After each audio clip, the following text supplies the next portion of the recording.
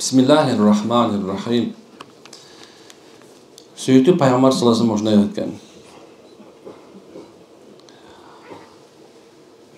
Матлул ғани зульмун. Пайғамбар айтқан, бай адам қарызды төлеуіне кешіріктірісі бұл зұлым деген екен. Бай болып тұрып, бір адамға қарыз болып тұрып, өзінде қолына бағылып тұрып, бирок қарызын өзінің текеберлігіменен эмне жок эле деп балким бир кедейден алган, же болсо бирөөнү теңин албастан жок деп мындай түртүп турса, бербей турса, бар болуп туруп, ошол зулум деп пайгамбарыбыз айткан экен. Же болсо созо турган болсо, же болсо мындай оокаттуу болгон адам дейт. Эмне экен ушу заалымдык менен дейт. Билесиздерби? Пайгамбарыбыз ушул айтат экен да, bir adamga садака бергенге bir сооп дейт, bir сооп. Ал эми bir адамга карызга бергенге дейт да, 2 сооп деп айткан экен. Bir адам акча бериши эмне 2 сооп. Эми эгерде ошол адам төлөй албай калса, мисалы колунда болбой калып бир моментте, бир мезгилде, ошол карызын создуктуруп койсо, же болсо дагы күтүп кое турган болсо, андагы 3 сооп экен. 3 эсе сооп, 3 эсе даража болот экен. Эмне үчүн дегенде, ошол адамдын карызын создуруп койгон.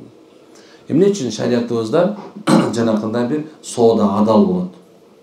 Ал эми процент арам болот. Анткенсе проценттен эмне бар экен? Каалайсыңбы, каалабайсыңбы, моунча мага бересиң деген бар экен. Моунча процент кошуп бересиң. Дегенде эмне болот? Ал адамга эртең төлөлбөй калса, анын үстүнө эмне болуп кетет? Үстөк кошулуп кетет. Пения дейбизби? Муну ошол адамдарга мындай айтканда зулумчулук келтирип атат. Bir жагын таба албай атса, экинчи жагын үстүнө үйгөн себебинен. Эми бизде болсо, пайгамбарыбыз үйрөткөн боюнча, некен карыз берет экенбиз. Карыз бергенден кийин эгерде ошо карызыбызды төлөй албай калса, тиги төлөй турган адам зулумчулук кылбаса, мисалы бай болуп туруп, бай болуп кетип төлөбөй койбосо, акчасы болуп туруп качып кетпесе деген сөз да. Эмнекен ошол адамдын субханалла эгерде бере албай калса, аныкын создуктурса, мына ошол сооп жазылат. Береке болсун, береке болсун, береке болсун деген сөз. Bir адамдын ажатын ачуу, же болсо bir адамга субханалла колуна мүмкүнчүлүк болуп туруп, бирөө сурап келсе, ошого акча берүү, же болсо ошол унаа берип коюу. Керек болсо да билесиңерби? Bir адам үйүндө ачка болуп тура турган болсо, сен 3 уюң болуп турган болсо, же болсо 2 эчкиң болуп турган болсо, bir эчкиңди сааганга берип койсоң, берип кое турган болсоң, мына ошол да садака болот деп, ошол дагы эмнекен сооп болуп эсептелет экен. Ушундай экен. Биз мусулмандар ушундайбыз да. Биз эч качан жаныбызда турган адамды эмне калтырбайбыз? Мындай муктаж акыбалында калтырбашыбыз керек. Кээбилер туугандары бирөө бай болуп туруп, бир тууган кедей болгон бар. Мисалы алса, тууганы бирөө күркүрөп турат биягында. Биягында бирөөсү болсо, бир иниси, же болсо ортончусу, же болсо бөлүп кеткенден карасаң, анысы болсо Россияда жүрөт, дворник болуп. Үй бүлөсүнүн баардыгы чыталып кеткен, жок, бул болсо онда үйлөр өсүп кеткен, бай болуп кеткен, тууганын чытап салган да. Жок, биз андай эмес. Биз тескерисинче баардыгын тең мындай өзүбүз менен кошо сүйрөй жүрөбүз. Эмне үчүн? Анткенсе бизге берилген эмеде, байлыкта биздин туугандарыбыздын да акысы бар. Мына сизге бай кылды сизди Кудайым. Мына баарына Алла бай кылсын. Жөн эле бай кылбастан кийин момун бай кылсын Аллахым. Чын айтам, момун сизде Алла ыйман берип турган бай кылсын. Анткенсе эгерде Алла ыйман бербей туруп байлык койсочу, анда эмелекиндей кылабыз да. Бай болуп туруп карызын бербей зулум болуп баштайсың. Созуп. Кээ бир адамдар бар да, туура? Мындай айтканда, жетпей эле жүргөн да, жеткенден кийин субханалла эми страшно да, ал жана айтчу. Чын, ар жак оор да. Ошол себептен эмнекен биз эмеде мусулман, мен мусулманмын деген өзүндө болуп турса, башка да болсо экен дейт. Пайгамбарыбыз дейт, мына эгер тамак жасап атсаңар дейт, 2 чөмүч сууну көбүрөөк куюп койгула дептир. 2 чөмүч сууну көбүрөөк куюп койгула. Эмнеге десе, кошунаңа да жетсин, тууганыңа да жетсин келип калса. Анткенсе эмнеке, бир мындай кичинекей момундай болгон бир сөбөктөн, мисалы алса, бир казан шорпо жасап билесиңерби?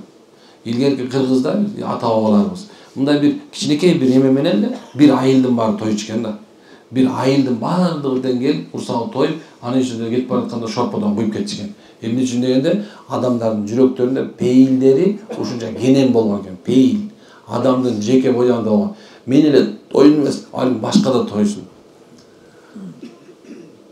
Ушундай керек болсо биздин сөздөрүбүз дагы башкача кыргызча. Сени бир таш менен урса, сен аны аш менен ур дейт.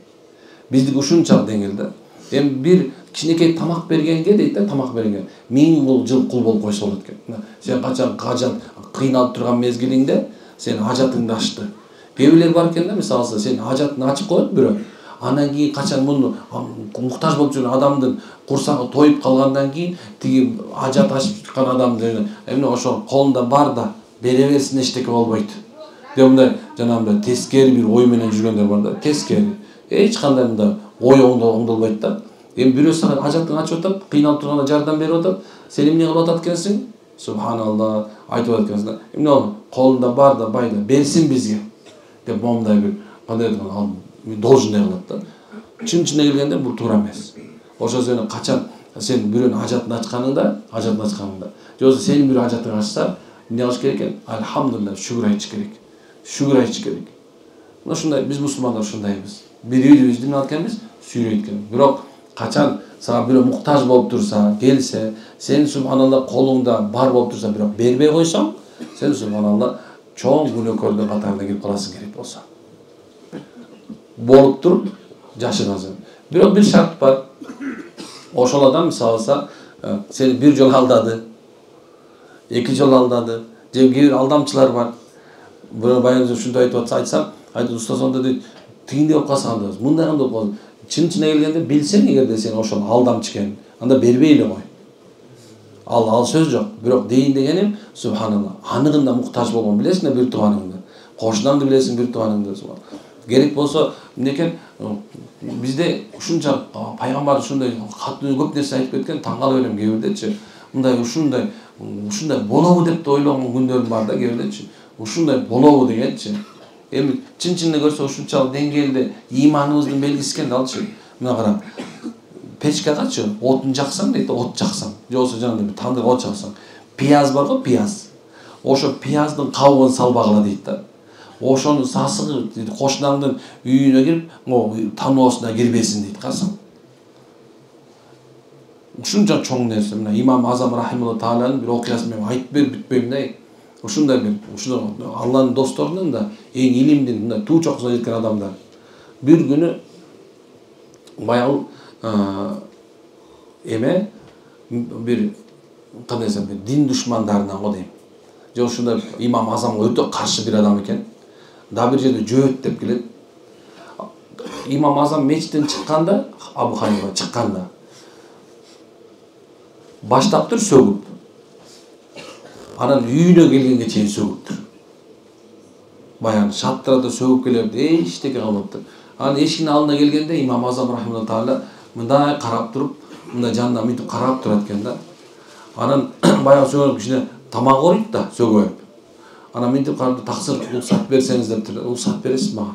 Мен азыр үйгө кирейин. Анан бир ишим бар деп китебин алгам, бир нерсесин алайын дейт да. Кирип туруп кайра чыгайын. Анан мен мешитке барганча кайра сөксөңүз болот деген экен да. Түшүнүп атасызбы? Бул эмне деген деңгээлде адамдынчы? Карайсыз кандай? Мына. Бияка мен үйгө кирип чыга алайын. Анан кайра сөксөңүз болот болот карасаң. Болду токтот деген жок да. Ал тумшуң жап салды деген жок да. Айтат, азыр мен кайра чыгайын, кайра сөгөс дейт. Эми ошол zaman иман келтирген экен адамдарчы. Баягы сөгүп аткан адам кечирим сурап, иман келтирип мусулман болгон экен. Эми кара дагы ошол жөнүндө окуя. Бир күнү бир адам келип кыйкырып атат экен да, Имам Азам үйүнө. Анан ошол мезгилде көрсө кошунасы экен ошол экен. Элдин бардын чогуу, сага эмне болду? Силер бу имам эле имам дейсиңер, улуу имам дейсиңер. Мунун деп күнүгө өзү үйүнөн бир чака бог алып чыгат дептир, заң алып чыгат. Десе, баягы элдин бардын, устаз кандайча, сиз да ушундай кыласызбы? Эми айла жок болот экен, эми ошондо айткан, эми жүргүлө дептир. Анан үйүнө кирип туруп мындай бир комнатасынын эмесине мындай илинип турган мындай бир эмен туш кийизди алып ачып караса, мындайына кошунасынын стенасынан үйүн көздөй чакага мындай заң агып турат экен. Кошунам дейт, ушу мен үйүмө чаптап туруп туалет салып салган дейт. Ошол эмен тешип чыгып дейт. Ушундай заң өтөт, ошон үчүн күнү ушуну алып чыгып, анан тазалап коём. Бул 20 жыл болуп кетти ошондой болгоначы. Мусулман ушундай да, бирөө тили менен зыян келтирип аткан болсо сага, биз тилибиз менен зыян келтирбейбиз да. Бирөө бизге колу менен зыян келтирип атса, биз колу менен кайра зыян бербейбиз ага. Анткени чыныгы имандуунун тили менен да, кол менен дагы башка бирөөнүн зыяны келбейт. Чын-чын келет. Ушундай болуш керек да. Ушундай болуш керек. Бирок субханалла. Андай болбойт атпайбы? Бирок дейин дегенимчи, некен мына аял киши өзүнүн көзүнө тили менен да кол менен зыян бербеш керек. Ошондой эле эркек дагы аялына тили менен кол менен зыян бербеш керек. Тууганга, ата балага, бирок дейин дегеним мусулманга эч качан зыян келтирип, зулум кылбаш керек. Мына ушундай. Азыр мынакей көчөгү эмен жөнөттү, мен көрүп алып таң калдым. Мен көчө мусулман сабап атканын көрдүм. Аябай нааразы болдум, ичине келгендечи. Митингге чыгып атышат, тигиндей чыгып атышат. Эми кээ бирөө мени жаман көрүшүңөр мүмкүн. Мына моңдоктор, кыргызга көл көтөрүптүр, тигине. Бирок субханалла, сабырдуулугубуз кайда? Жаман көрүшүңөр, сабырдуулугубуз кайда биздин? Биздин толеранттуулугубуз кайда? Биздин мындай чыныгы адамгерчилик, мусулманчылыгыбыз кайда кетип атат? Ошол эле сабап аткандар эртең барып жума намазга барып, Аллаху акбар, о Кудай кечирүүгө деп турасың. Бир сапта эртең ошо менен турасың, мусулман менен. Ушундай дегенде мындай кээ бул зулум. Эми билбейм, мен жаман көрсөңөр, кээ жаман көрсөң, эмне кыргызга тартып, мен кыргыз үчүн күйгөн кишимин. Бирок кыргыздын адебине андан бетер күйөм. Кыргыздын субханалла мындай бир каада салт ушундай күйөм, кээ бирдечи каада салт деп чуркап жүргөндөр менен кетип калат өзүчү. Жетпей калат. Ошон үчүн келе тургандар, машалла. Бир нерседе жашоо ушундай нерсе. Бүгүн барбыз, эртең жокпуз. Бул дүйнө ушундай нерсе. Эртең эле жооп бере турган күн болот. Мына бол жерге отурабыз го. Кудай Таала жөн эле алып келген жок. Чын айтам. Бул мен айтып аткан сөздү Алла жөн айттырып аткан жок. Чын айтам. Чын. Мына ошол көчүп келген пакистанецтер жанакылар, индиялыктардынчы шаарларында биздин могу жерде канча деген бир туугандар 4 айлап жылдап ошол жерде Индияда даватта жүрөт. Пакистанда даватта жүрөт.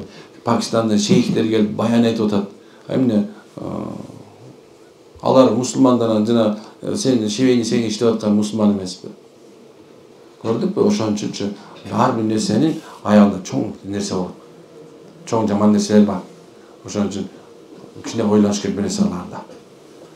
Жашоодо мисалы алса, бирөө менен бир нерсе кылардын алдында ойлош керек. Эгер сен ойлонбосоң, анда ар жагы өтө жаман болуп кетет. Кудайым сактаган болсун, да? Баарыбыз аракет кылабыз зулумду кылбаганга.